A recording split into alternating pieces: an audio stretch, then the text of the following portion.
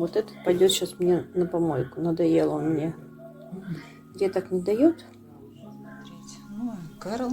Ну, интересно, она счастливая все-таки или она несчастливая? Если она счастливая, то она может еще и листик выпустит. Ну, даже не знаю, насколько она счастливая. Как считаешь? Смотреть. В любом случае, в мусорном ведре она сегодня не оказалась. Это уже счастье. Почему у фаленопсиса желтеют листья? И может ли желтый лист фаленопсиса снова позеленеть? Можно ли восстановить фаленопсис из одного листа? На эти и некоторые другие вопросы ответит сегодняшнее видео. Привет, друзья! Вы на канале Классика орхидейного жанра. Главной героиней сегодняшнего видео выступит фаленопсис Happy Carol или Счастливая Кэрол. Правильнее будет сказать не сам фаленопсис, а то, что от него осталось. А осталось от него действительно немногое. От некогда пышущего здоровьем растения осталось всего 2 листа на момент июля 2022 года. Эту запись, которую вы сейчас видите на своих экранах, я получила от бывшей владелицы растения 15 июля 2022 года.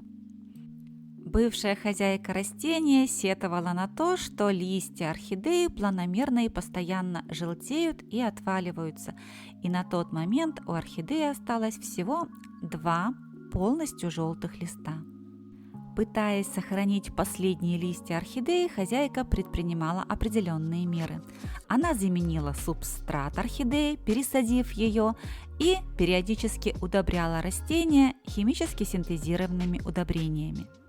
Одновременно с этим хозяйка орхидеи ждала детку, ведь она понимала, что орхидея тяжело больна, ведь нового роста корневой и листовой массы не было уже больше года. Счастливая Кэрол стараний хозяйки не оценила и к последним числам ноября 2022 года осталась с одним единственным полностью желтым листом. Вот, посмотрите на этот лист.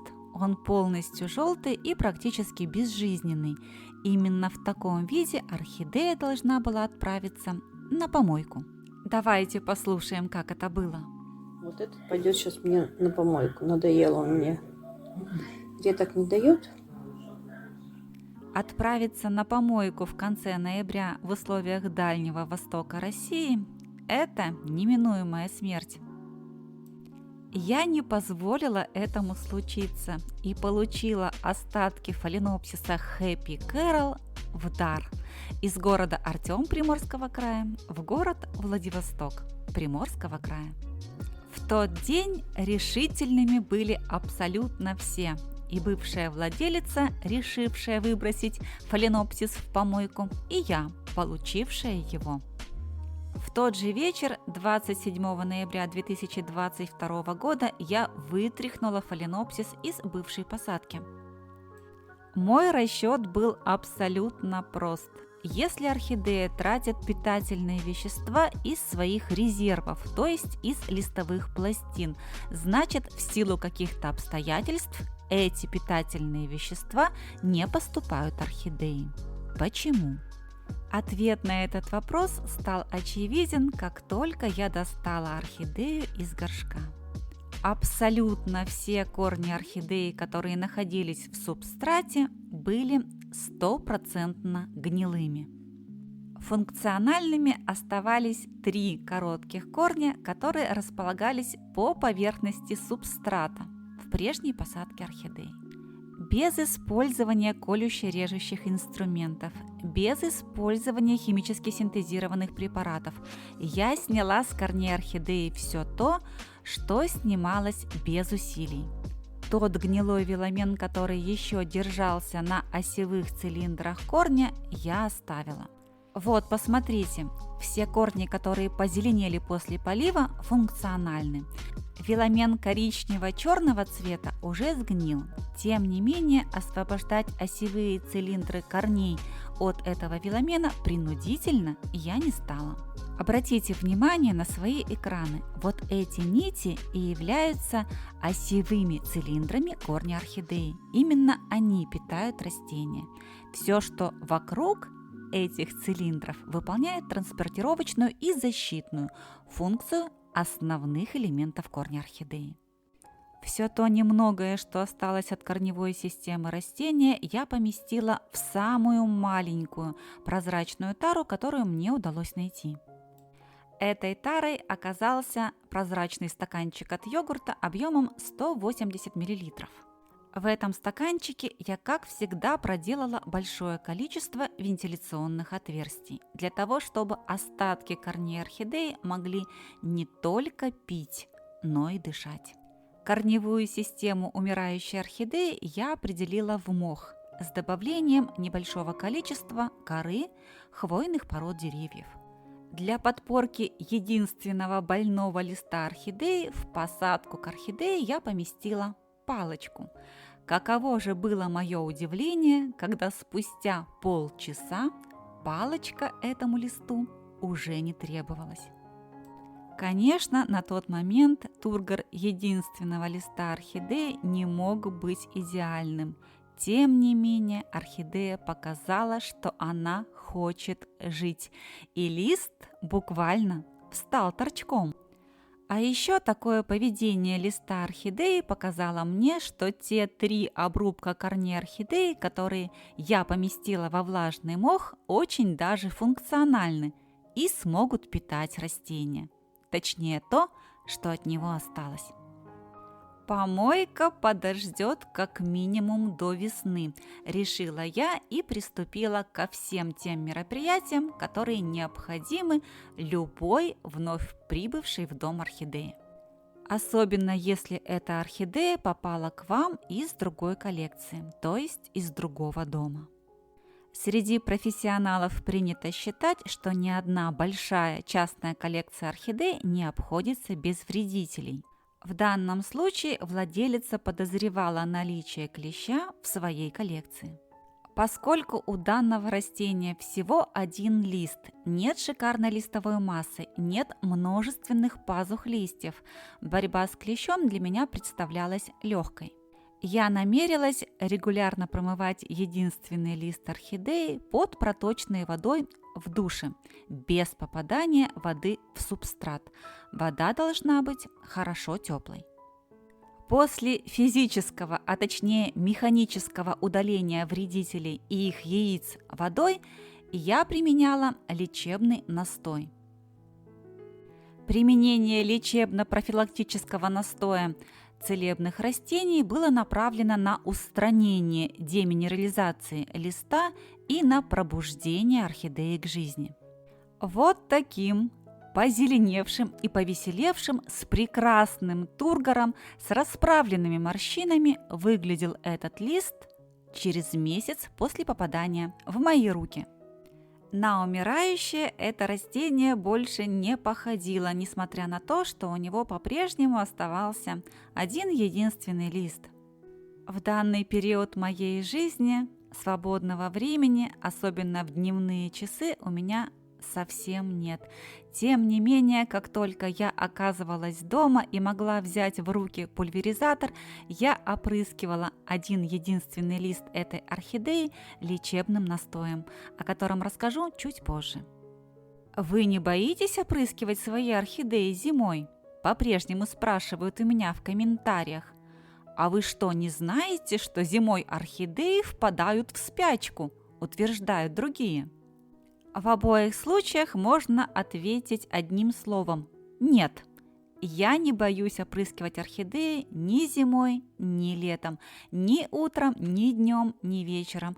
И нет, при создании благоприятных условий содержания орхидеи не впадают в вынужденный период покоя зимой. Для профилактики вредителей лечебным настоем я опрыскивала и тыльную, и верхнюю часть листа орхидеи. Всю полностью. В канун Нового года, 31 декабря, я получила от орхидеи подарок. Через 1 месяц и 5 дней в моих домашних условиях орхидея подарила мне новый молодой листик. Остатки былой корневой системы хоть и не находятся в активном состоянии, но по-прежнему функциональны, о чем говорит прекрасный тургор уже не единственного листа орхидеи. Помните, в начале видео я говорила, что если она действительно счастливая, эта Кэрол, она выпустит новый листик. Кэрол оказалась счастливицей. К Рождеству листик подрос, и я увидела в основании орхидеи зачаток нового молодого корешка. Полученный результат не заставил меня остановиться на достигнутом, и я продолжила регулярные опрыскивания орхидеи лечебным настоем.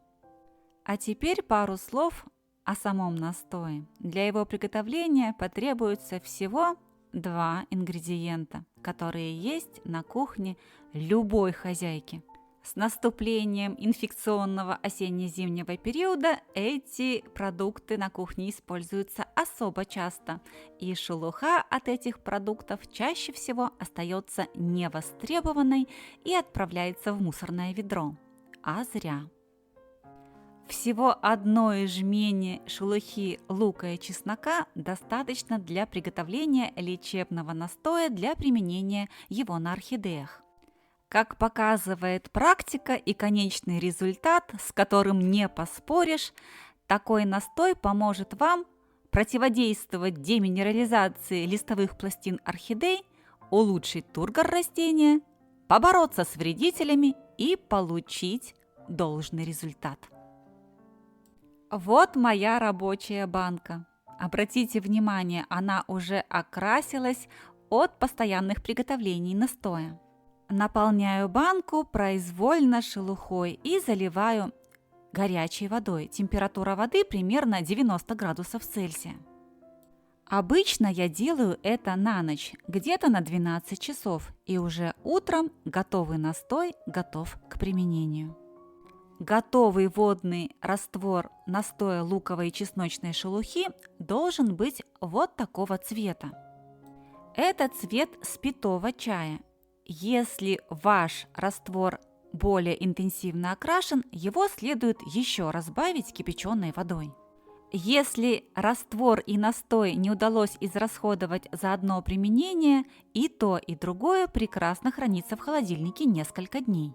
После хранения в холодильнике и настой, и раствор перед применением следует подогреть до температуры комнаты или температуры на 2-4 градуса выше.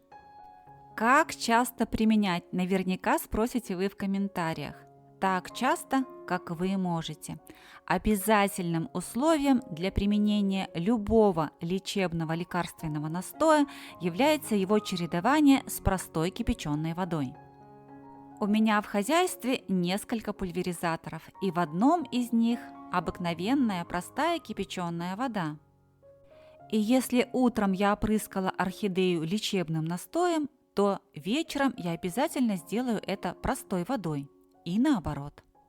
Я по-прежнему убеждена, что самое ценное, что есть у орхидеи, это листья и ствол.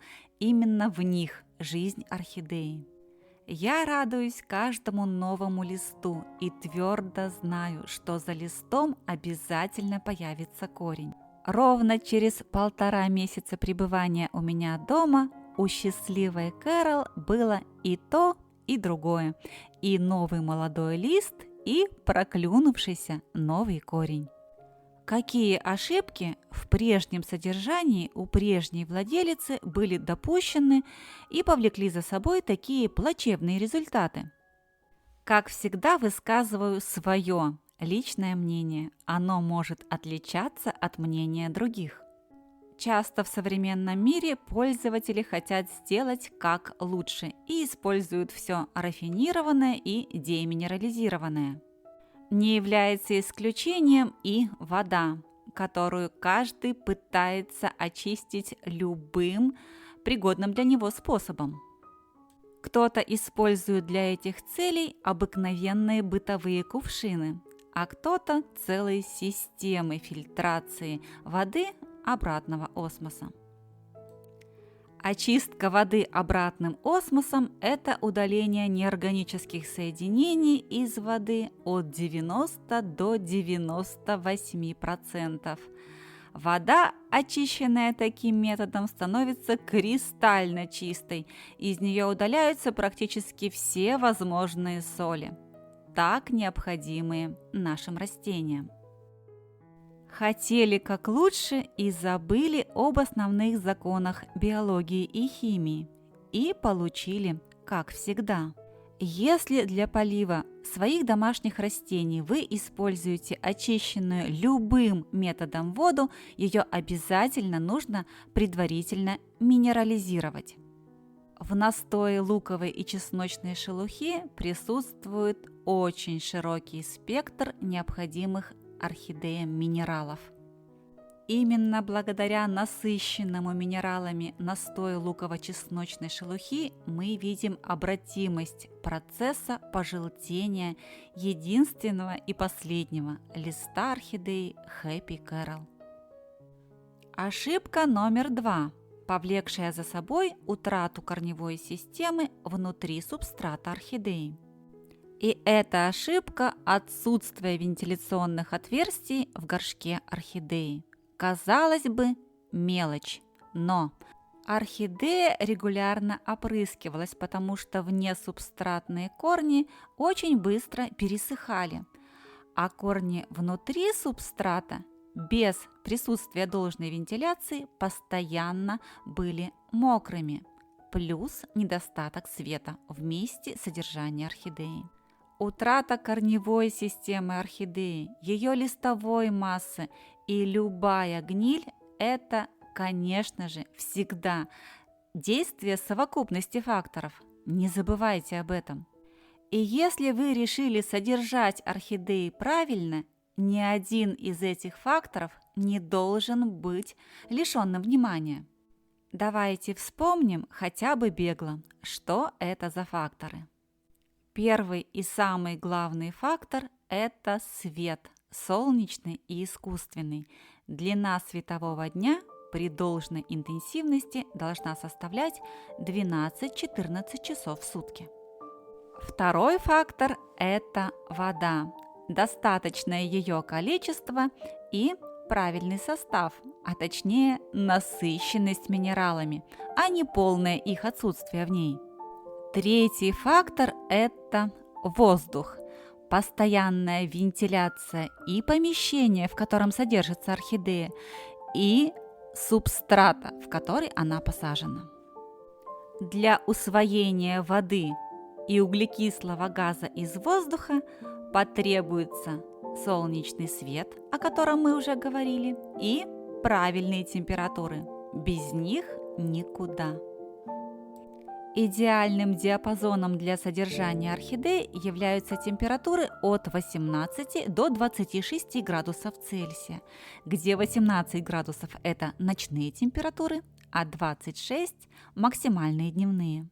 Конечно, отклонения возможны в обе стороны, но они не должны быть длительными и хроническими. При соблюдении этих нехитрых параметров выращивание орхидей для вас превратится в радость, а не в пытку. А теперь давайте еще раз оценим результаты моего труда.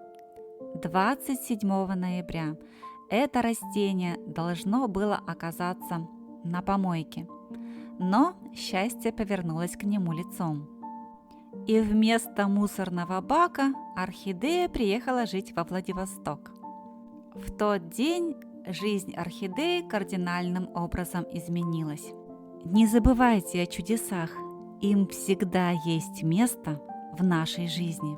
И несмотря на то, что все новогодние праздники уже позади, пусть вера в чудо всегда остается с вами. А я напомню вам, что 20 минут вы провели на канале «Классика орхидейного жанра». И если вам понравилось это видео, если вы захотите вернуться на канал вновь, поставьте, пожалуйста, пальчик вверх под видео, подпишитесь на канал. Если раньше вы этого не сделали, жмите на колокольчик, чтобы первыми получать уведомления о выходе новых видео. и оставайтесь со мной, ведь впереди у нас много интересного.